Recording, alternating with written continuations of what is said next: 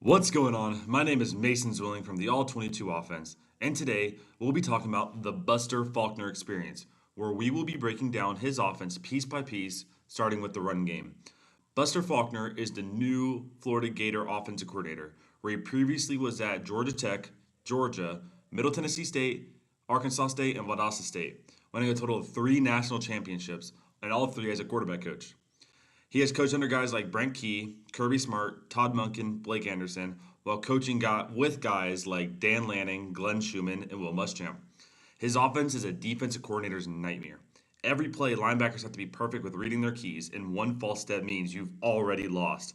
He puts his playmakers in space, gets the quarterback involved with the run game, and has some really fun pre-snap shifts and motions to really throw defenders off. I call his offense Buster Douglas because they are going to punch you in the mouth at any moment. Today we'll be talking about the run game where he uses formations and motions to get angles, numbers, and spacing, how he keeps his offense identity with all these variations, and break down why these plays work. With that being said, let's get into it. So before we get into the plays and how they work and all that, I kind of want to break down GH and GT counter because a lot of the plays today will be on counter, and this isn't all counter, but a lot of it will be on counter. So we're going to see how counter works, how it is blocked up, and how the variations are going to be built off of it. So first, I just want to show y'all how beautiful counter can hit. This running back runs straight down the hash without being touched. That hole was beautiful. So let's figure out why that happened. So first, down or counter is involved with down blocks, a kick out block, and a wrap. That wrap is going to work to LB1. The down blocks are going to wash down the D line and the LB2, and the kick out blocks kicking out the end man on the line of scrimmage. So let's go down. We'll break it down real quick. Right here, this tackle, he's going to come down block on this 3 tech right here. Now this guard will help out and create a double team. This double team is going to work all the way to number 3. In counter, you're going to read the linebackers from 1 to 2. So this is LB1 right here, number 16, and number 3 is LB2. The first double team is going to be working to LB2. Now, the center, one-on-one with this 0 tech right here, the nose guard right off head on top of him. You got to beat him man on man. After that, this guard is going to pull and kick out the Emal. The Emal is the end man on the line of scrimmage, which is this guy right here, the last guy on the line of scrimmage, number 33, the DN. He's going to kick him out. So double team, LB2 here. He's going to kick him out. This tackle on the backside, he's going to secure the B gap. When the B gap is secured and there's nobody there, he's going to hinge back, protect the C gap. Now, there's one guy unblocked in the box. It is LB1. The H back is going to come around the double team and inside the kickout block and block LB1. So that right there is counter. How it is, that's how it's drawn up. That's how it's supposed to be blocked. You want to run it to 3 techs to the mainly over fronts. We're kind of getting a mint front right here, but it looks good right here. We have good numbers. We have a good advantage. We have a double team. Now GT counter, and I wanted to go back. GH counter means the guards pulling and kicking out. The first letter is who's kicking out. The second one who's wrapping. So GH counter is guard, then the H. GT counter will be guard, then the tackle. Now you'll see a lot of CT or CH counters, which is center tackle. They haven't run any from what I've seen. They have in the past, I think in 2024 when I watched film then. But now GT counter, same exact thing. Pull, kick out. Now the tackle is now going to wrap for LB1. Now, when you do GT counter, you don't have a guy protecting the B or the C gap, the end, like pretty much. So, let's say we run it this way because we have a 5 tech here. These guys are now leaving, which means nobody is going to be able to block for him. Now, there are 2 ways we can deal with this guy. We can either read him, or we can either use the H-back, fullback, running back, tight end to block him. So let's say we got a tight end right here. This tight end, we call that crab. We'll block the DN, and we have no read. If we read him, it's going to be just like any read option you see on Madden. If he crashes, quarterback's going to keep, and he's going to run outside. If he stays here, we're going to give it since he's not a threat from trailing from backside, and we'll go up to keep the counter path. Now let's get into the fun stuff. So first play I wanted to show you was a really cool variation of how to get a guy going. You're about to see right here, we're going to see the running back get a full speed start because he is aligned out here. So let's start off with why is he aligned out here. Now he can do multiple things right here. Instead of being the running back where he's traditionally right here, he's going to be in this shuffle alignment way out here. He has potential to run up here, run an option route, run a routes, any type of routes, motion behind the quarterback, run a fly sweep behind the quarterback. He has so many variations he can do from this position, making the defense question where he's going to go. Now here, we're still going to block up GH counter. Down blocks with a pull and a wrap, just like earlier. Down blocks, down blocks. But this in this variation, compared to the last one, we're getting a running start with the running back right as the ball snap. Counter is a little bit more of a developing play. We have to let the blocks develop a little more. So you either can do a fun little mesh action in the backfield that takes time that can blend in with the blocks, or you can do what he's about to do right here and get him a crazy running start so you don't have to do all that in the backfield. You can just get him the ball immediately and get him running and going. So I want you to see one clip through real quick. I want you to notice the running back. He goes in there like a missile. He doesn't get touched for 8 yards. So let's go back. Let's go see the blocking rules real quick. Right here, we're going to get a double team onto 3-tech, working up to 41. Again, we're getting a light box here, which kind of works out. We have a guy off screen that's also in the run fit. He kind of messes up a little bit, but it still wouldn't have made a difference. We're going to get a back block from the center right here. This guard is going to come and kick out the end man on line of scrimmage right here. This DN right here. This H-back's going to come around the double team and inside the kick out, and he's going to get first guy that shows. Obviously, there would probably be a linebacker right here usually, but in this look, it's first guy that shows, first guy that's in the way. And 72, secure B gap, come back for the C gap, and watch the running back. Boom, running start. Now, the crazy difference in a running start is if we both had the same speed, me and you watching the video, and we were going to run 30s, and you come out of a track stance and run it, and I start with a 10-yard start from behind, and the clock starts when I pass the 10 yards, get to the 30, I will be a lot faster because I'm getting that running start. I don't have to come out of a stance, unlike other guys that are coming out of stance, coming right to the hole. He's getting a full speed start into the blocking variation, so he is shooting out like a torpedo. And it is really cool variation. Boom, boom. And I feel like personally, if the running back was right here, where a regular running back would be, I feel like this guy that is kind of out the way would have been able to make the play. But since he was so fast, look, boom. He was so quick getting out the ball. He wasn't touched for 8 yards. It was blocked up well, and he was able to fly out of there to make sure no unblocked guys were able to touch him. So for this play, I'm about to throw a lot at you. So get your pens out, start taking notes. Right here, we're going to talk about GT counter bash. So first off, let's go to GT. GT means guard's going to kick out the end man on line of scrimmage, and the tackle is going to wrap around. Remember how I talked about we deal with the backside end man on line of scrimmage 2 different ways. We can either block him with a running back, tight end, fullback, or we can leave him open to read him. Here we're going to leave him open to read him, and you're going to see a great read from Haynes King here. But this is going to be counter bash. So what does bash mean? B-A-S-H. Bash means back away. So usually, if we were to run regular GT counter, we read the end man line of scrimmage. If he crashes, the quarterback's going to pull and go outside, and the blocking is going to be like a sweep to the outside, and that's where the quarterback's going to go. Bash means it's flipped between the quarterback and the running back. Now the running back will be the sweep guy. The quarterback will follow the counter path. So he will go in between the kick out and the wrap, and he's going to take the counter. So right here, take a quick motion. Boom. Great run. We'll talk about the blocking, perimeter blocking after this, but right here, counter, down blocks everywhere. Leave. 8 is unblocked. So watch how 8 flies down, thinks it's going to be counter because he flies down, thinks Haynes King has the ball, Now we're already on the sweep, and he's gone. He's got a really good gain right there. And you see what would happen if he, let's say he did stay, pretend he's kind of just went upfield to kind of protect the sweep. Haynes King would be following these guys right here, following the running back path, which probably would have been blocked up pretty well. It was kind of a win-win.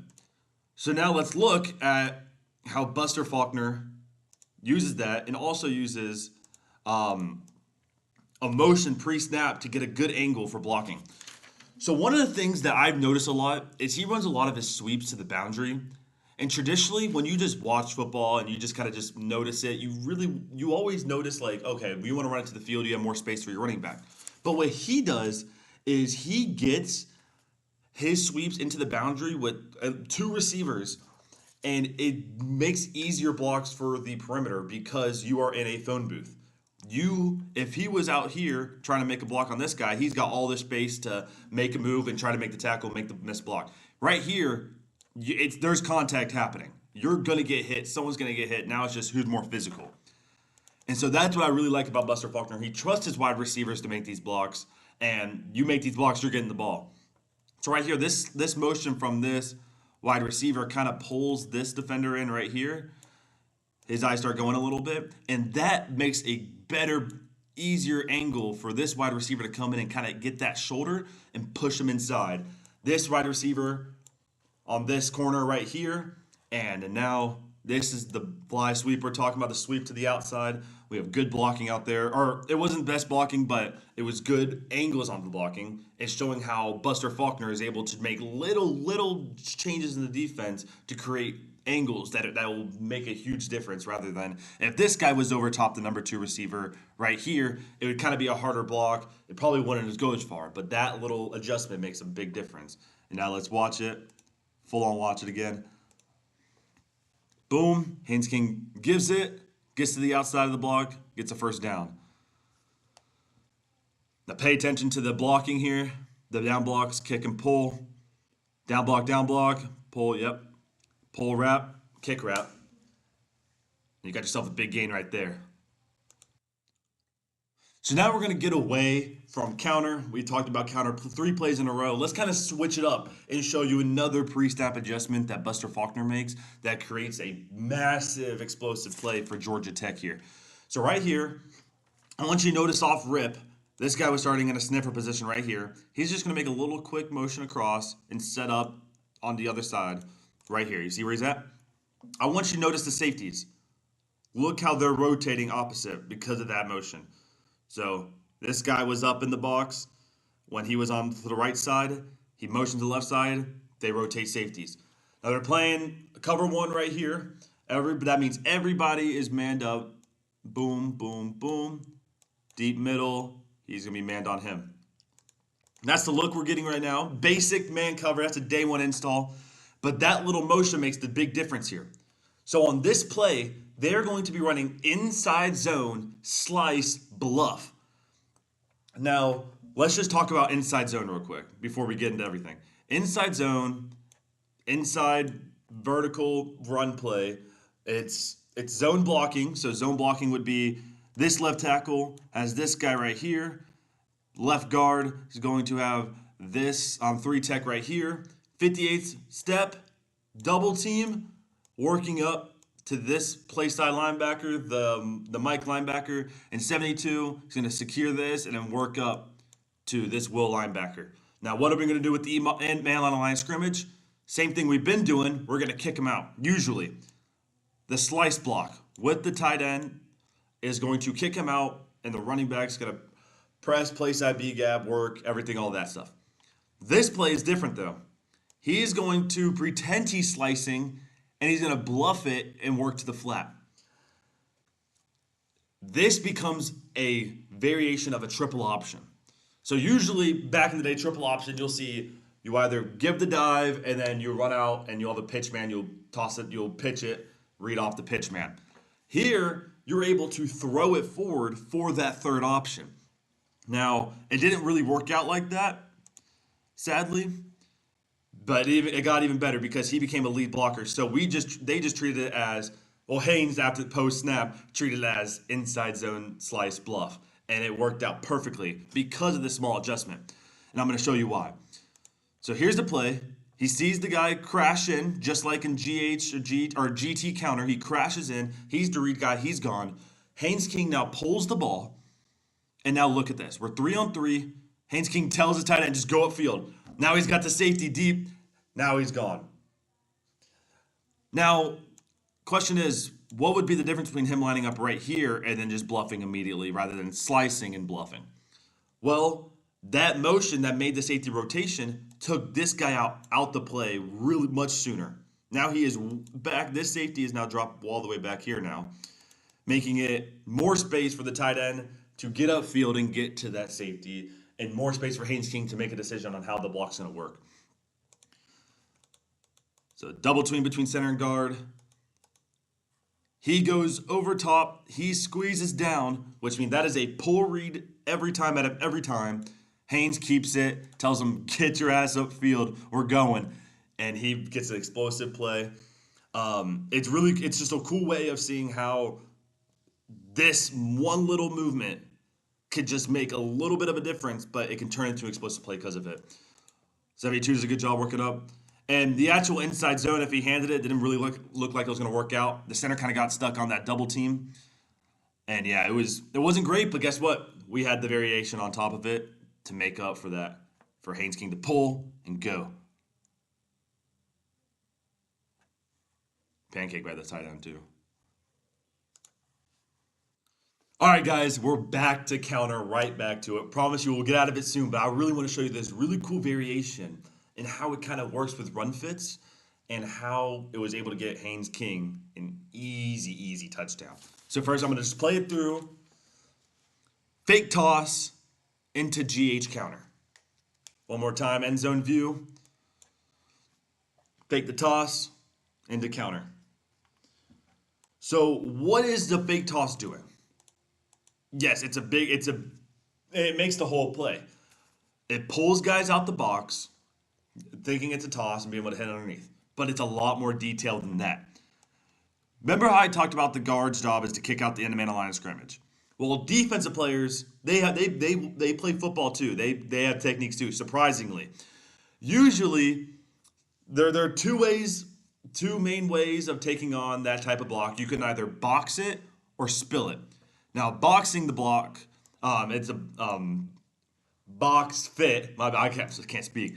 He is going to take on this block with his right shoulder, this number 33, the DN. He's going to take on that kickout block and just try to blow it up.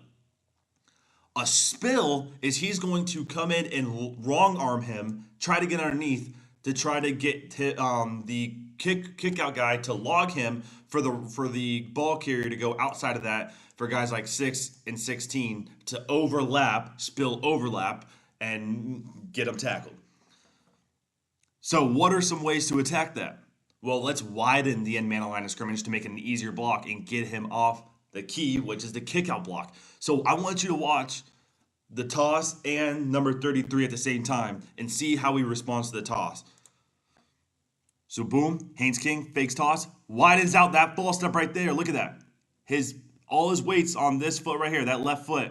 That guard's coming in hot. He has no way of spilling it, and he has no way of boxing it. Well, he can box it, but he can't destroy the block, which means it's a wider hole for the H-back to fit in and make an easier block and bigger hole for the quarterback to run into. So I just want you to watch. Now I want you to watch the block, the kickout block. Boom, boom, and he was untouched.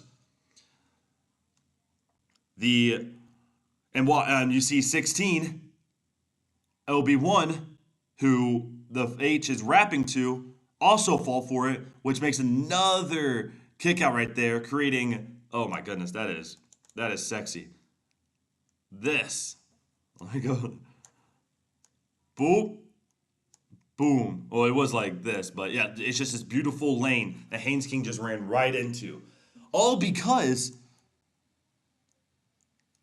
that took 3 guys out to play with a fake toss.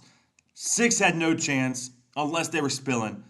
16 and 33, the guys that could have made the plays, didn't. And now, number 3, who's supposed to be scraping over, gets caught up in the luggage.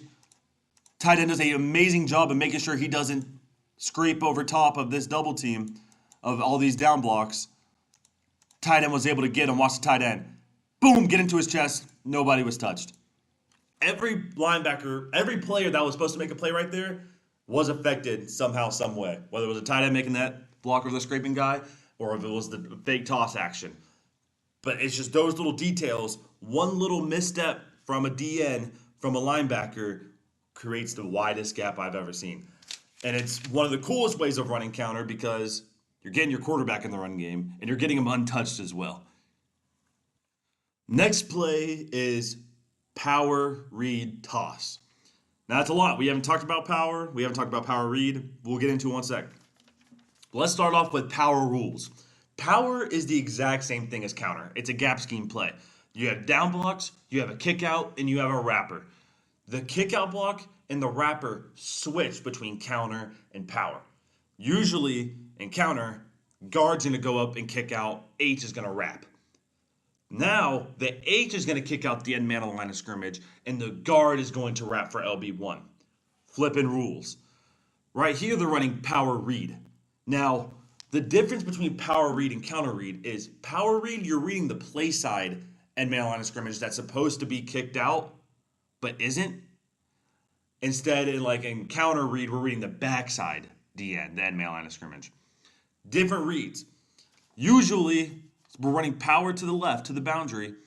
You're going to get a guy right here, and he's going to try to kick out this D end right here, and he's going to go pull around for LB1. Again, same exact rules, except these guys just switch position. But here, we don't have a kick out block. So what are we going to do? We're going to read him and toss off of him. If this end man line of scrimmage widens out and plays the toss, the quarterback is going to keep it and follow the power path because we blocked this end man line of scrimmage without actually touching him. If he crashes, sees that it's power, understands it, and runs straight at the quarterback is now going to toss the ball. There's a bunch of different variations you can do out of this. You can do it as a jet sweep and read him from there. You can do a toss, bunch of different ways. Right here, we're going to toss off of him. Now, once you just watch the play real quick, once you let me know what you see.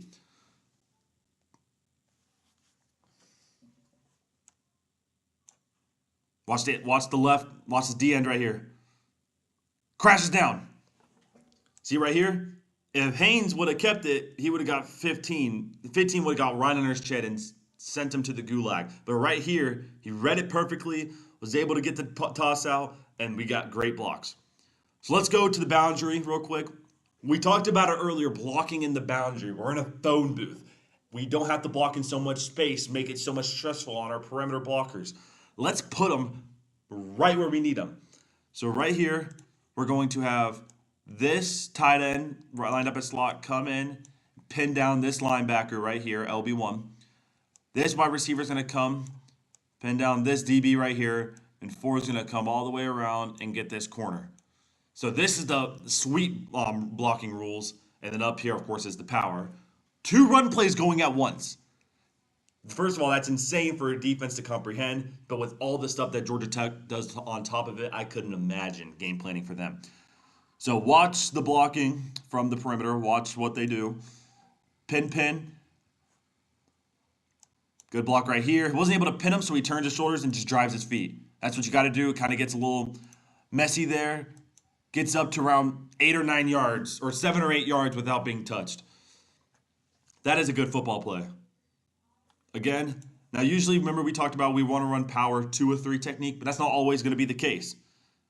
Maybe we don't always want to do it either. So right here, down block, he's going to have to, this is a good back block. Good centers are able to make this block, come back all the way to the backside 3 tech. He's going to come down, maybe help a little bit, get a hand on, and then work to LB2. Remember, this is LB2. This is LB1 because he's the play side linebacker. This is the backside linebacker. Going to seal. Boom.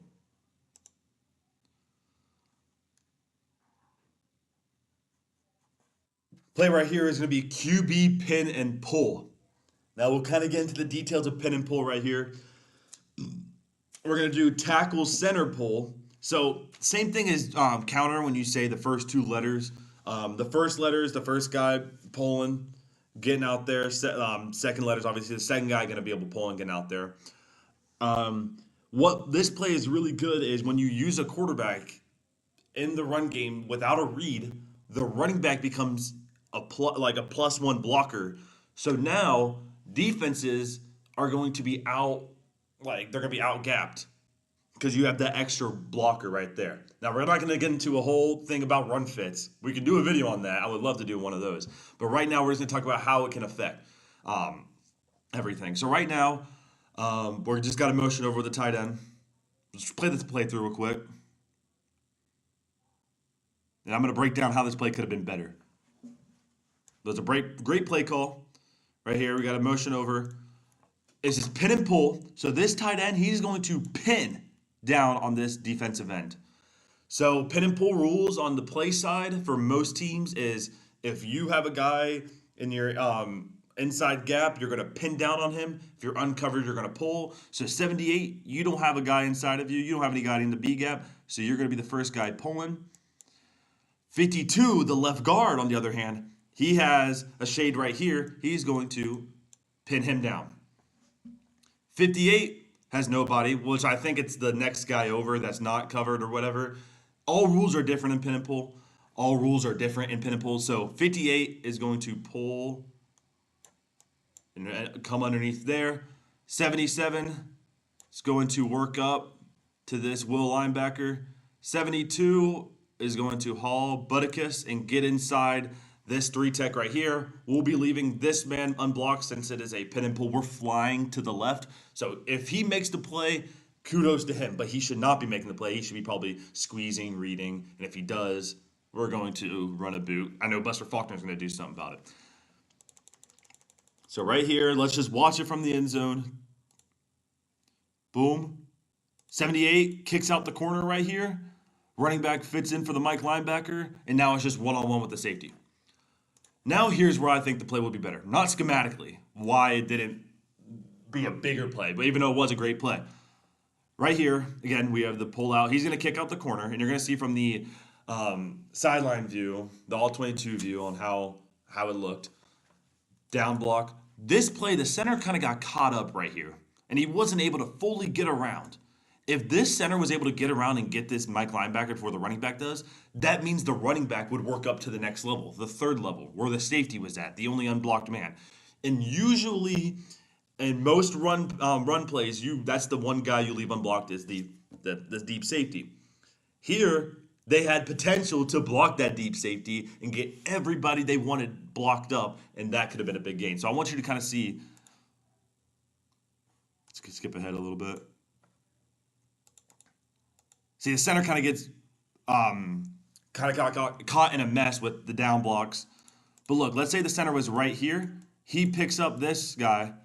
Now watch what the running back would do. The running back would be right here getting the safety. This is how they probably envisioned it, and it would have been a damn good play if it worked out. Now let's watch. I want you to watch the tackle real quick. Play side tackle. Boom! Boom! Get on your ass, boy! Sorry, I didn't mean to scream. But yeah, you see what I mean? Be physical, be violent. And that was a great job by a running back going up to a Mike linebacker and just putting it on him. Damn. This got me fired up. Run, QB, pin and pull. That +1 is everything right there. And that's what the potential of that play could have been. And it still worked out with a guy messing up. Sadly, all good things have to come to an end. And this will be the last clip of the day. I would go on for hours and hours breaking down Buster Faulkner film and speaking it. But I don't know how to edit like that, and that would be so time consuming. But this is the first part. We're getting the pass game tomorrow, but let's get this last play in.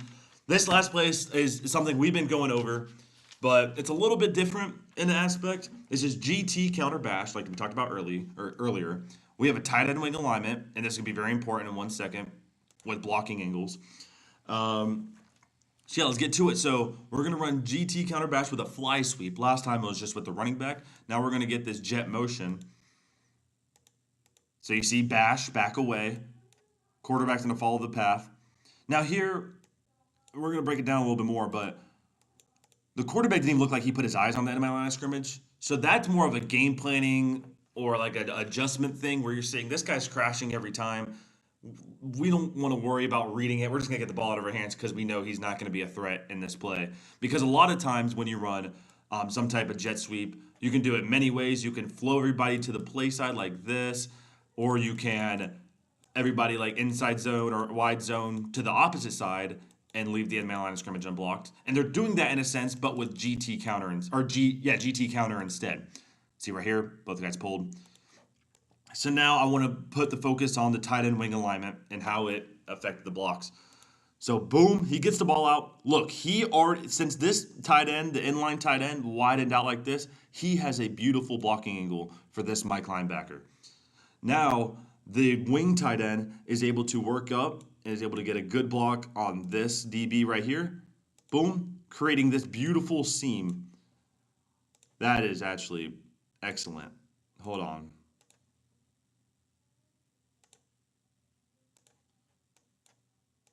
Look at that seam it creates right there. And 17 didn't even win his block, but all he did was just force him inside just enough time for the running back to get up in there. You don't need the perfect block. You just need the angle. Get the angles right. Sorry.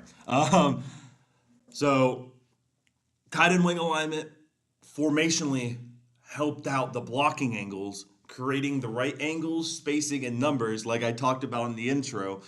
Buster Faulkner is insane. But there's another thing I want to pay attention about this video. This isn't just another GT counter bash. I want you to watch this Will linebacker right here. Now, since I truly do believe, like Haynes King caught the ball and immediately pitched it, I don't think there was any type of read. There might have been, and he's just really good at his job, which is also a very true thing. But this Will linebacker, but let's just say it was a bluff. Watch what this Will linebacker does. He flows a little bit. Oh, sees GT counter. Oh my goodness. Oh my damn. What are you doing over there, son? The ball's going this way, and you're down in the box. You're down where the play's not even at. And that is what he does. Linebackers fear Buster Faulkner because you have to key so much. You have jet motions, you have orbit motions, you have so many counter. You have guys pulling one way, down blocking the other way, with fly sweeps going the other way. There's so much chaos going on. I think I'm so glad I don't have to be a linebacker or a defensive coordinator versus Buster Faulkner. I'm staying on the offense side of the ball. One more playthrough. Just want to watch it.